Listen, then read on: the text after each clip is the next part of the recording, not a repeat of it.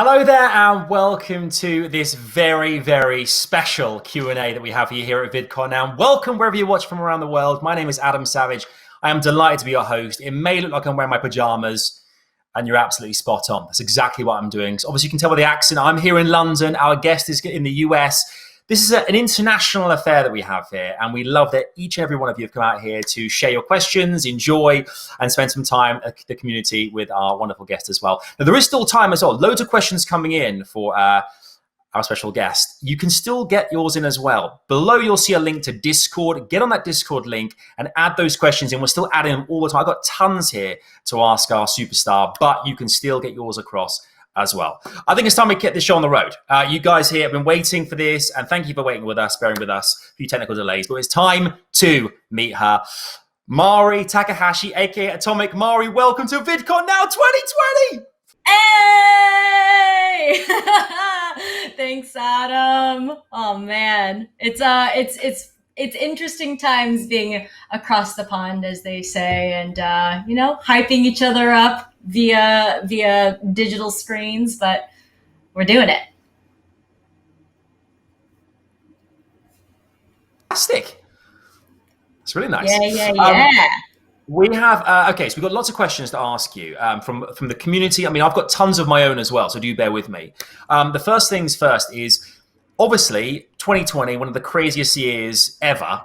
How has the last few months been for you? Have you been all right? How have you been dealing with world events?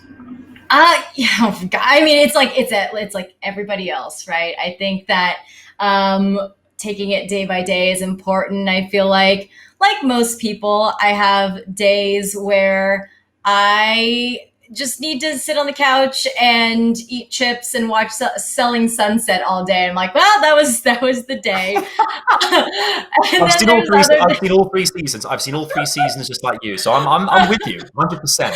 Why is it so good? I don't know. Gosh. And then there's other days where I pick myself up off the floor and I'm like, all right, you got to chug on despite what's happening, despite all of the obstacles. And I think that we're all facing the same thing. And, 2020 for sure is going to be one of those times in all of our lifetimes where at any point we're going to be like, remember 2020? We're going to be like, yeah. It just gets weirder and weirder. And I'm just anything can hit me right now. And I just think, yeah, it's just another thing. It's 2020. It's 2020. Yeah, it's a meme in itself. Now, you actually have got such an incredible fan base, a community that spans all over the world. Even though we can't be there, they can't be there with you in person and vice versa. How incredible is it for you to be here at VidCon now and actually get a chance to hang out with your community virtually like this? Oh man, just lifelong community members. It's just incredible to see folks that I recognize screen names from 10 years ago, and just understanding that even though we have this huge obstacle right now of not being able to gather in person, there's ways around it, and being grateful about technology and all the ways that we're able to communicate and connect is just like, I think that has to always be in the forefront of what we talk about, just how grateful we are that it even exists. It's so dope. It's so cool. But I mean, I would be not doing this if it was not for the community. My life track was on a very, very different trajectory, and the community is the reason why I kept at it. The community is the reason why I'm sitting here now and I'm able to, I don't know, just look to bigger dreams that I never thought that I was either capable of or allowed to give myself the chance to try and grasp. So I'm forever grateful. Yeah, I mean, you've done some incredible things. We're going to touch on those later on. I mean, you've experienced amazing things. You've been to amazing places. But I want to take you back to the very beginning. I think I read that you grew up in San Francisco. What was it like in that point in your life? And what was it like in San Francisco? And how did you first find video games? How did that happen? Oh, I grew up in a quiet area of San Francisco, a little bit south of San Francisco, like the city. So I wasn't really like in the bustling neighborhoods. I was more in the suburbs. I'm second generation ballerina, so ballet was the only thing in my life from the time that before I could even walk. And so for me, video games always existed in the house. My dad's an electrical engineer. My brother is 10 years older than I am. So I just remember there was always an Atari. There was always, a Famicom like at our house. But it really wasn't until the Genesis that I felt like it was like my console. I just had an affinity for it. Something about the black and the red, and so it just looked more aggressive. Maybe it was the games that came out with it, or just their whole attitude.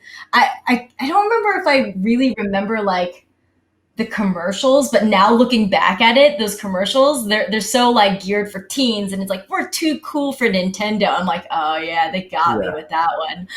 So I think here in the UK, we called the Genesis the Sega Mega Drive. So we called that's what it was called here. It wasn't called the Genesis. And I remember the adverts, they were so in your face, like, here comes the Mega Drive. It was very kind of in your face, very energetic. Yeah. I mean, it was a cool concept. There were some great games, like Streets of Rage was great. There was something there were Golden Axe. There were some really good games. Yes, man. And there was something aggressive about it. And I think maybe growing up watching wrestling with my dad, those types of commercials really grasped me. I'm like, yeah, we're, like they were almost the heel of the console wars. And I don't know, for me, gaming was a way of like carving out a little bit of just me, like something for myself, because ballet was just, it was a destiny that was kind of written out for me. There was no wishy-washiness of, will she become a ballet dancer? She will become a ballet dancer. And for me, gaming was kind of like an escape from early on. Gosh, it's a lot of pressure as well to kind of be like, you're going to be a ballet dancer. Whatever you do, you're going to do ballet. And here we are talking about games, and look what you've achieved. I mean, actually, I'm going to go back and forth between audience questions from the community and my own questions. One question we had from the community was, do you remember the first game you actually ever played? What was the first game? The first game, I don't think I ever played the ET game, but I distinctly remember stealing the cartridge and keeping it with my belongings because I loved ET. And it was just one of those knickknacks that I had. I think playing Super Mario on Famicom is a memory that I have, but it's weird because I don't remember myself playing it. Maybe I was just watching my brother. But it wasn't until the Genesis where I have very, very like hard, concrete memories of it. Yeah. It was a great console. I see. Again, Famicom. We called it the Super Nintendo. There's so many things across the pond, different names. It's crazy. It was Nintendo in the States, but Famicom. Oh, that's right. It was only in Japan. It was called that, and it was sent over from family. It was just like oh, this is the new toy in Japan, so we'll ship it over. Absolutely crazy. Now, I want to talk a bit about obviously your career as well and making video content. I mean, one of the questions that we've had in as well is about your favorite influencer or a YouTuber that inspired you to make videos. Tell us who kind of inspired you to make videos, and what can you tell us about making videos in the first place? Like, what kind of made you start that process? Sure. I mean, I started making videos because I randomly got to know Ian and Anthony. It was never really in the cards of like, oh, these people are YouTubers, I'm going to get to know them. I met them completely by accident. I didn't know who they were. And so they gave me a chance of a lifetime and said, hey, start making content for us, start producing shows for us. And it was Smosh Pit Weekly. I had never edited, hosted, written for comedy, been behind the camera directing, none of it. And they said, we're going to give you a chance, go make something. And that was the show.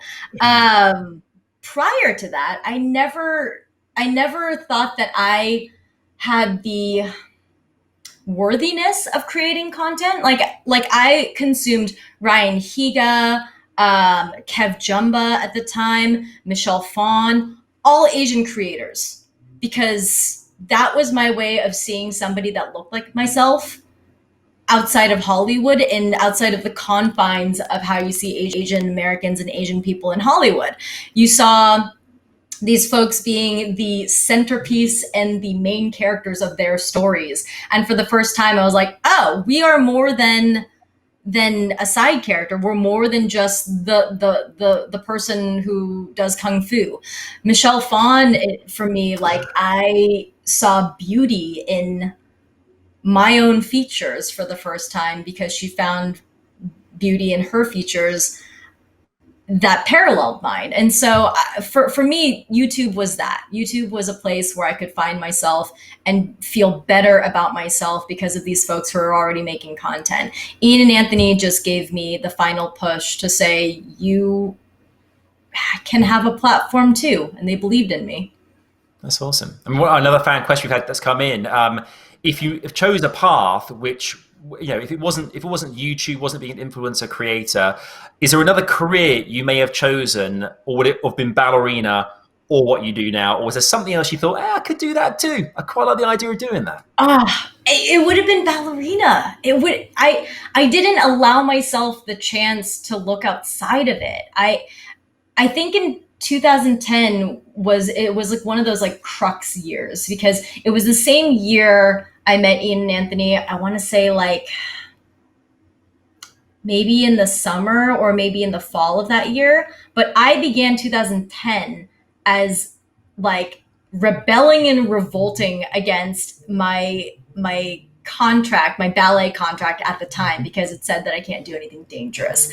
And I was getting to a point where I was getting really like just antsy. And so I was like, I'm going to go climb Kilimanjaro. It's during New Year's. I'm off contract right then. We don't have any performances. I'm just going to go do it.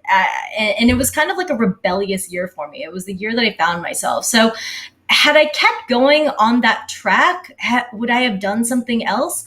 I don't know. I'm not sure. In that year of rebellion, that's when I found Smosh. But I don't know. If I have to be honest, I think I would just go back to what I knew back then and what was comfortable and what I knew was safe, which is ballet, because my whole life I figured I would do ballet until my knees broke, and then I would teach ballet until I died. That's okay. Quick question for me. What was tougher, climbing on your feet, ballet, or climbing Kilimanjaro? What was harder on your feet there? Ballet for sure. Okay. Kilimanjaro and any other sport, you can show that you're having a hard time. You can huff and puff. In ballet, you can have a broken toe, be in pointe shoes, dance through it, which I did, and still have to smile through it because you have to. You can't show it. Crazy. I mean, talking about away from Smosh, I think it was June this year that you really started going out on your own and making a lot more content for AtomicMari, your channel. What was it like being your own kind of like creator in a sense, and kind of going solo and making videos for yourself and for your own channel? Was it quite liberating? Like, how did you feel at the time? Yeah, I think it's a mixture of liberating and scary. Technically, Smosh and I parted ways in February, but there was enough banked content to show until June. But I started to focus on wanting to make videos and content that were meaningful to me, and videos that I'd be proud of, like looking back at it like 30, 40 years ago, and for 40 years from now, when I'm an old lady. And it's like videos that encapsulated the friendships and relationships that are dear to me. Like at this moment in time, I want to remember those moments, and NE6 earlier this year was that for me. I wanted to do a series with my mom, which we were gonna produce and film the week after COVID hit. And so we had to cancel it. I'm like, Mom, I can't fly back out there. It's tough on your own. It is. But it is liberating, and I'm still figuring it out. It's a lot of stumbling through things and being scrappy, but I have to remember, like, that's what I know, that's my roots. And sometimes as creatives, it's easy to overthink and feel like, it has to be done a certain way in order for it to be done well or perfectly. And I just got to keep reminding myself that done is better than perfect. But even if I remind myself, it's still hard to execute. Totally, totally. I mean, one of the questions that came in from the community again, though, is during this time that you've had to, to make some content, during the COVID and quarantine and such. Have you learned anything about yourself during quarantine? Is the question. Anything that you learn about the way you make content, learn about yourself personally as well? What have you learned? I've learned how much I value live streaming.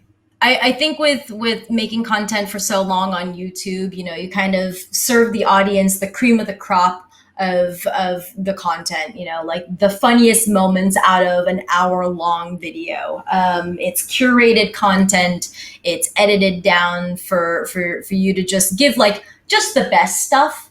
And I think with quarantine and all of us going through this, live format allows me to just be me a little bit more unstripped, and or is it stripped? I guess stripped, not unstripped. I guess I felt but yeah, it's like stripped down, and I appreciate that. I think it's just a lot more valuable conversation, not just for the audience, hopefully, but for me personally, like just having connection and talking about whatever for extended periods of time without having to think about, oh, is this worthy conversation to jam into a 15-minute video? It's just more extended combos, and I've been really enjoying that. Oh yeah, you can elaborate. You can, and I love the fact you have this kind of minute to minute, second to second kind of communication with your community as well. I said the connection is key, isn't it? Really, I mean, you can literally have conversation with people right online, right there and then, which is amazing. Yeah. I mean, you got married to Peter back in 2018. Congratulations. Yeah. Well, belated Thank congratulations you. from me. My pleasure.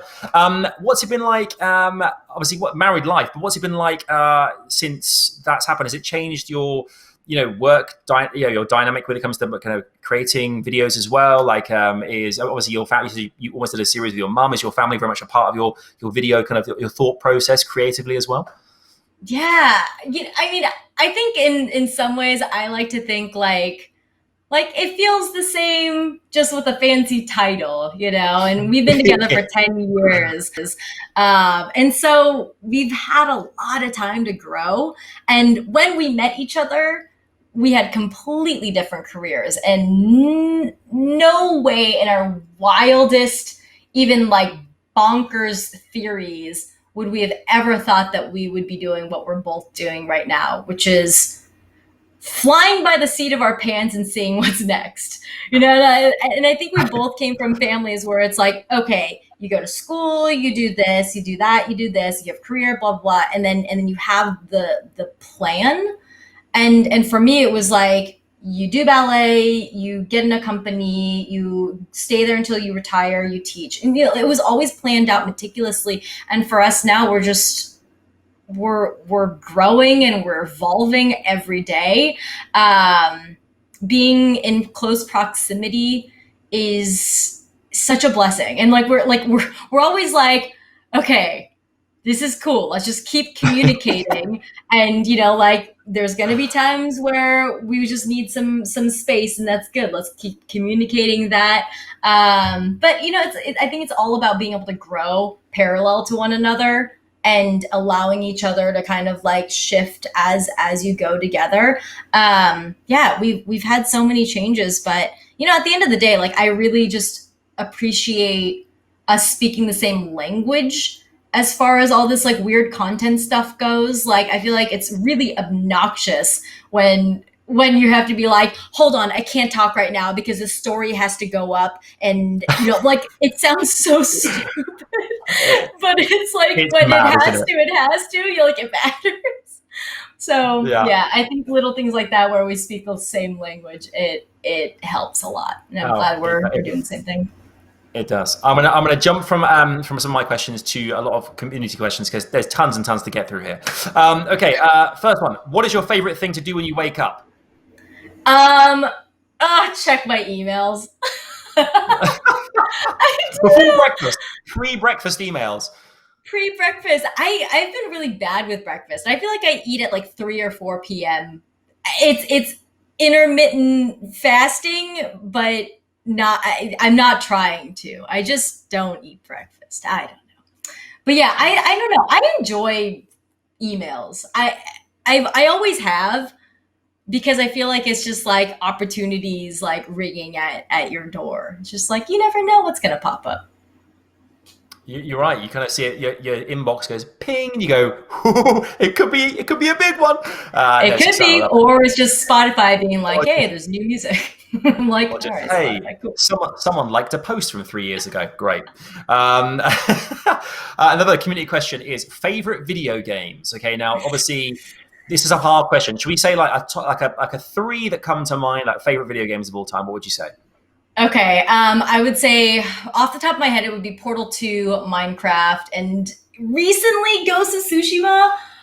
But you know, like that, and that's not even like the nostalgia category, because I feel like for nostalgia category, it's like Mortal Kombat, Road Rash, and NBA Jam. But Yeah, I don't it's know. a I mean, Yeah, it's Ghost hard. is a stunning game though. You could just ride around a horse and say, "Hey, I'm getting my money's worth just by riding around." Forget the Yep, missions, just the yep. sunset. I'm Oh, happy. it's so beautiful. It just makes you teleport to another world. And it's like, oh, they don't got COVID here? Cool. They got But the plenty more, allergies, plenty other things that will get you, but COVID you know, definitely not, and that's the no main thing. COVID. No COVID, no COVID. Another question: what's your favorite color? Out of curiosity. I guess it's not considered a color because it is the opposite of, but I like black. Black is my favorite color. But it's It not a goes with color. I everything. don't. It counts. It counts 100%. Another question is, I think this from Cat God. I wanted to ask someone who wants to become a YouTuber or Twitch streamer. Is there any advice that you could give? It's another hard question. But what would you say is a kind of like a bit of starting advice to help someone on their journey to becoming a creator? I would say become like a full person, in the sense of like have a well-rounded life outside of just content creation.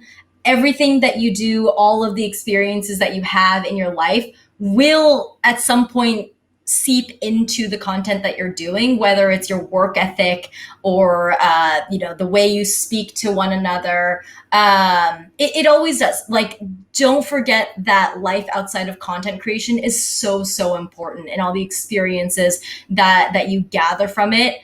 It matters. I feel like in order to be able to talk at length for hours and hours, if you're streaming, for example, it's like you need a robust life to pull from. And same with content. Like, yeah, live your life. Absolutely. Absolutely. What have been your favorite games to stream recently? Is there anything that kind of sticks out for you? Have you been swept up by the Fall Guys kind of like craziness that's consumed the planet? Or like, what are you playing at the moment?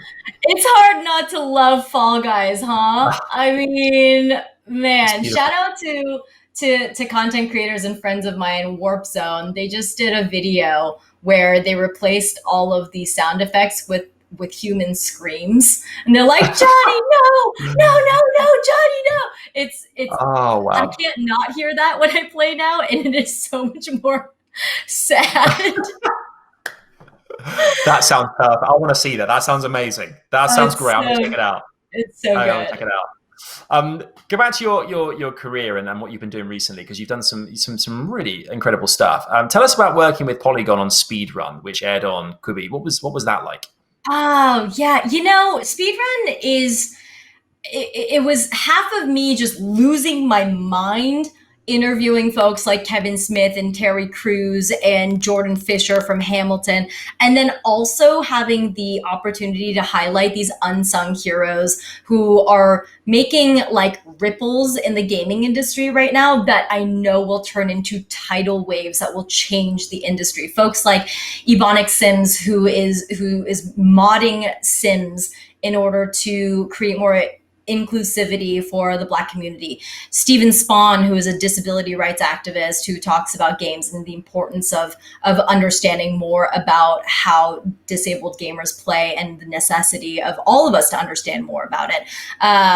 So yeah, I think being able to talk to folks like this really opened my eyes of just how many other voices we should be elevating. And I don't know if you've watched any of High Score on Netflix, but that Hmm. also, there's so many like folks that you think you know gaming history, and then there's so many pockets of it.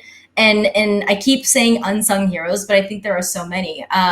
Rebecca Hindman, first esports champ, essentially before esports, trans woman, Gordon Bellamy, Black man who basically introduced Black characters into video games because he had the right lens, right? He saw what was happening in the NFL and was like, okay, most of these players are Black. We need Black players on the video game screen. Ryan, I think his name is Ryan Best. He created an LGBTQ RPG in like the early 90s, saying that coding was his form of revolting. Like, there's so many stories out there that still need to be told, and Speedrun is the show that has inspired me to do more of it.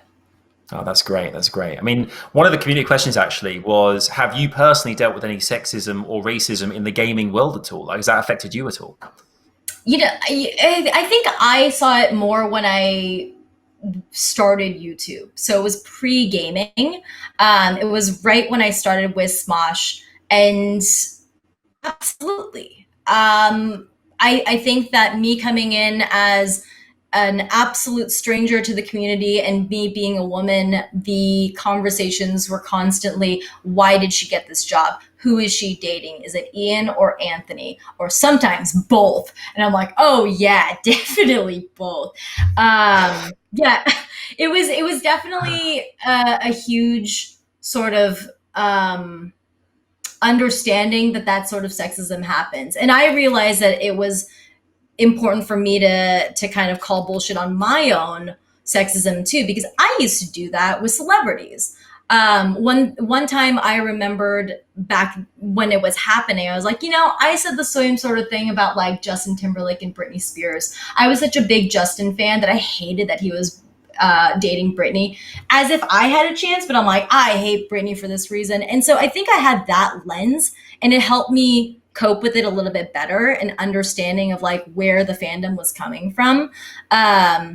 Also, I had a career outside of YouTube, so I was able to kind of look at it from not like a magnifying glass, but from more of an outsider's perspective of, okay, this is happening. These are the conversations that's happening online, but I have to focus on my actual career. So it didn't break me as much as it probably could have if it was the only thing I was focusing on. But absolutely, those conversations were there. And in some ways, I think that it's important to know that they're there, but also highlight from the get-go. Anthony told me to not feed the trolls. And if anything, I uplifted the voices that I wanted to hear more of. And those were the positive voices. So yeah, those voices were there, but we made the positive ones louder. That's great. That's really great. A couple more questions coming in. Back-to-back ones here. How did you come up with the name AtomicMari? And is there a wish list for collaboration as well? Anyone you want to collaborate with in future? Awesome questions. Okay, well, the AtomicMari one is not an interesting one at all. Literally, Smosh Pit Weekly went live, and Peter and I were kind of huddled around the laptop as it went live, and he goes, "Don't you think you should have social media?" And I said, "Oh, probably. You should probably start a Twitter," is what he said. And so and I was like, I don't know what my Twitter name should be. So I was like, let's go down the alphabet. And I was like, A. And I was like, AtomicMari, that sounds cool. And that was it. That was it. Genius. Yeah, I wish there was a cooler story. I don't know. You guys come up with a better story, and then I'll run with that. You designed, you invented some kind of, I don't know, like Eon at, I don't know. I'll think of something. I'll text you it. I need a better superhero origin story than that. Yeah. For now, yours is definitely better than mine. We'll just take yours. That's fine. But as far as folks I want to work with, I want to work with the Sushi Dragon. He's a Twitch streamer. If you don't know him, y'all, he's a sleeping dragon. I think that people are only starting to know who he is, and it blew my mind because I had forgotten that I had featured him on Smosh Pit Weekly like 8 years ago, and he remembered on stream. He was like, I know you. You featured me on Smosh Pit. I was like, what? It blew my mind. I love it because I will never stop being super fans of people. Like I don't care. Like if I look uncool, I don't care. If I'm a fan of yours, I will always, always, always be like, you blew my mind. You're freaking dope. Like if we're not fans of folks, then what are we doing? What are we doing, honestly? So yeah, I'm a huge fan of his. Exactly. I know for a fact that my dream is to meet Harrison Ford. He's Indiana Jones. He's Han Solo. But I know for a fact from what I hear that he's not the most approachable of people. But I don't care. No. I want to meet the guy. I don't care. I'm into it. It's fine. I'll cry it off. It's fine.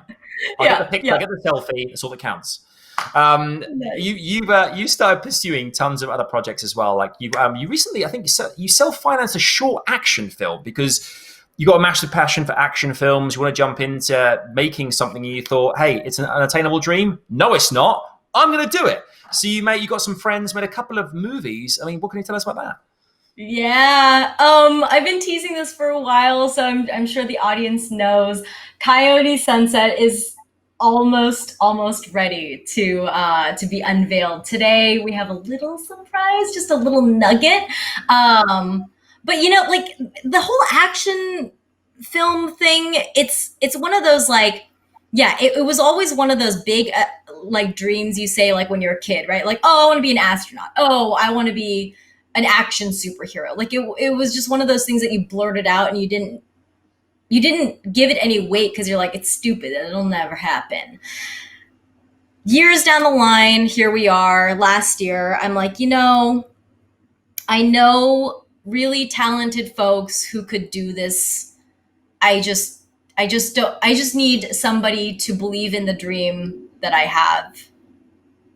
Not even as much as me, but like it's almost like they carried me through because I still couldn't believe that I was trying to grasp this dream. And so it very much helps to have folks who believe in you. And I'm so, so grateful. I teamed up with Isma Hawk, who already make incredible films on YouTube. I mean, like movie-worthy films. They're folks that I get to call my friends, and I called upon them and said, "Would you want to make some films with me?" And they said yes. And so it's been an amazing time growing with them. And I don't know. I don't know. Audience, you let me know. Are there dreams where it's just like they feel too big, and then once you start to see it coming into fruition, you're like, whose life? Who is this? I think we have a clip, if I'm not mistaken, right? We have a video that we're going to show now. So here's what Mari's been talking about. Here's a teaser. Take it away.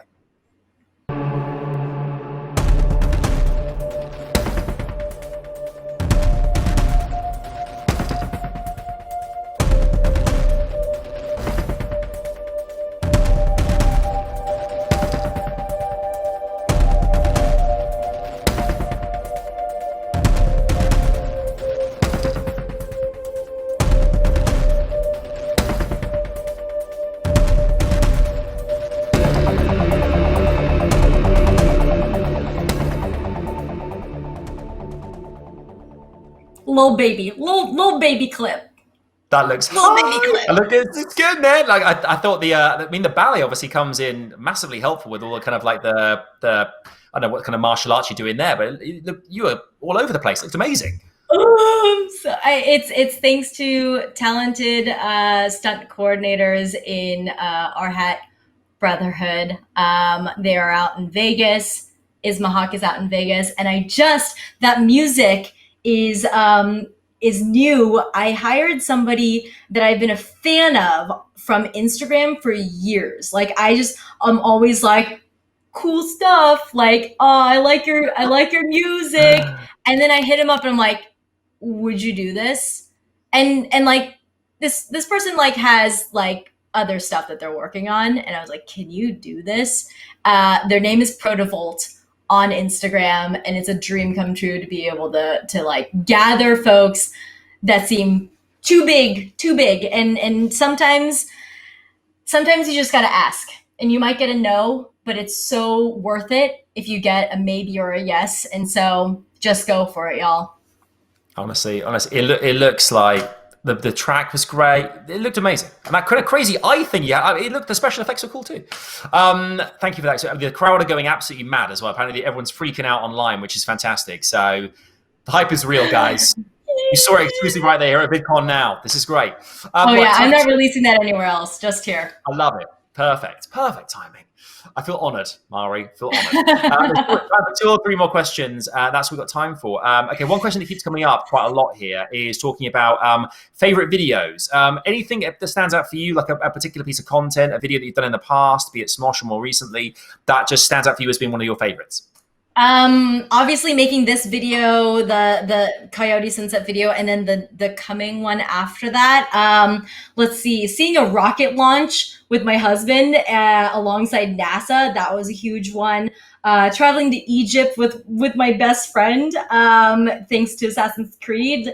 I think those are some real big ones. Those are heavy hitters for sure. Absolutely.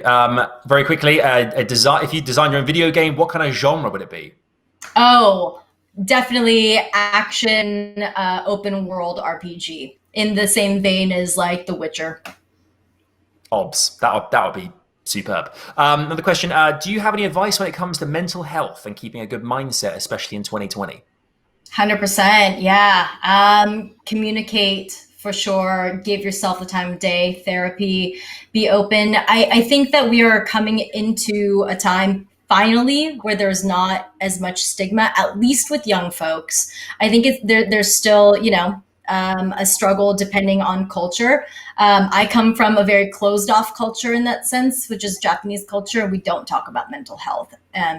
But I think looking to your peers online and looking to sources online is so important. Just know that everybody goes through this. And for some reason, the stigma that people are just completely okay, or the thought that people are just okay, became the norm, and it's not. Everyone's at some point not okay, and it's totally okay to be not okay. I couldn't agree more. Question: what is next for Mari? What's next for you? What have you got planned other than the movie? What's coming next? Just continuing to push the boundaries, man, and like little by little believing in myself. Just quit limiting myself. Remembering to emulate the characters that I so love to play, and just being like they're badass. Yeah, you can be a badass too. You can do it. And so, I think you'll see me hosting more and more action stuff. More hosting, more action. I love it. And lastly, is there anything you'd like to say for the audacious community watching right now here at VidCon now, who've joined us this evening, and watch your stuff in general? Anything you'd like to say to your community watching you at home? Oh my goodness. Oh, Kami fan. Oh! I love you all so much. Thank you so much for being here. It means the world to me. This is the first time I'm doing VidCon solo. And it's like I said, flying solo is scary and exciting. I'm excited to continuously, walk and stumble. Albeit stumbling, knowing that I can walk and with your help run. So thank you. Thank you for being here.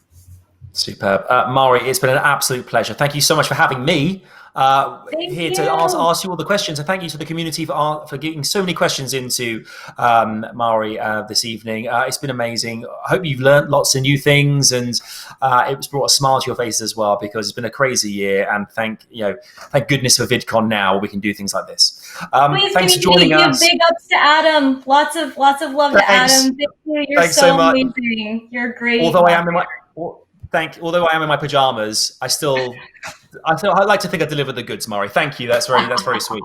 But yeah, thank you so much for having me. Guys, make sure to stay in touch online and enjoy the rest of VidCon now. Mari, you're amazing. Thanks so much. Thank you. Bye, guys. Take care. Enjoy the rest of VidCon now. Bye. Bye.